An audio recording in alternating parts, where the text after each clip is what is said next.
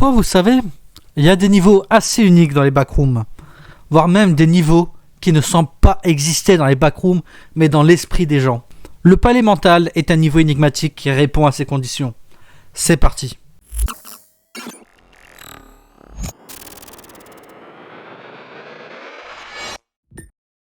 Le palais mental est un niveau énigmatique des backrooms, situé uniquement dans l'inconscient. Il est censé exister dans l'esprit de chaque être à l'intérieur des backrooms, et il est relatif à chaque être qui y pénètre. Le palais mental est un niveau qui n'a pas de forme physique. Au lieu de cela, il est entré dans l'esprit de chaque être intelligent qui erre dans les backrooms. Et il reste inconnu si des entités intelligentes, comme la peinture parasite, peuvent accéder à ce niveau ou non.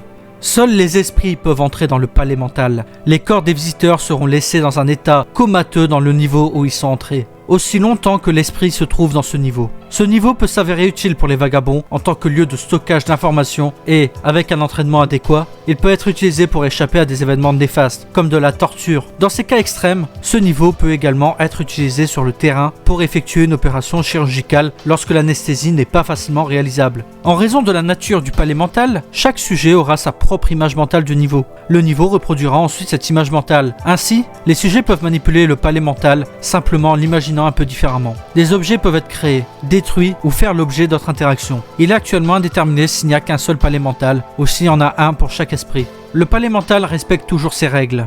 Le visiteur doit avoir une image mentale du niveau pour pouvoir y entrer. Seuls des éléments connus du visiteur peuvent être créés. Par exemple, créer un livre sans l'avoir lu au préalable fera que toutes ces pages seront blanches. De la concentration est nécessaire pour entrer dans ce niveau. Sans un entraînement approprié, il sera difficile d'y parvenir, surtout en cas de stress émotionnel. Aucun objet ne peut être sorti du niveau. Puisque le niveau doit être constamment imaginé par l'être qui s'y trouve, rester à l'intérieur du palais mental s'est avéré fatigant et peut facilement causer des maux de tête. Il est conseillé de ne pas y rester plus d'une demi-heure à l'intérieur de ce niveau et de s'assurer que votre corps sera en sécurité pendant votre séjour dans le palais mental. Si l'utilisation de ce niveau semble être tout à fait sûre et utile, et n'est pas totalement dénuée de danger, vous serez seul à l'intérieur de votre palais mental, mais cela ne vous empêche pas de créer des entités. Celles-ci se comporteront comme vous le pensez, ce qui peut ou non correspondre au comportement réel de l'entité. Une personne qui est tuée à l'intérieur du palais mental ne retrouvera pas son corps et sera laissée dans un état comateux. Ce qui arrive à l'esprit si le corps est tué est inconnu. Il peut simplement disparaître ou continuer à exister par lui-même, coincé dans le palais mental. Il est également possible de rester bloqué à l'intérieur du palais mental. Cela se produit le plus fréquemment en entrant dans le niveau juste après avoir été victime d'un événement traumatique.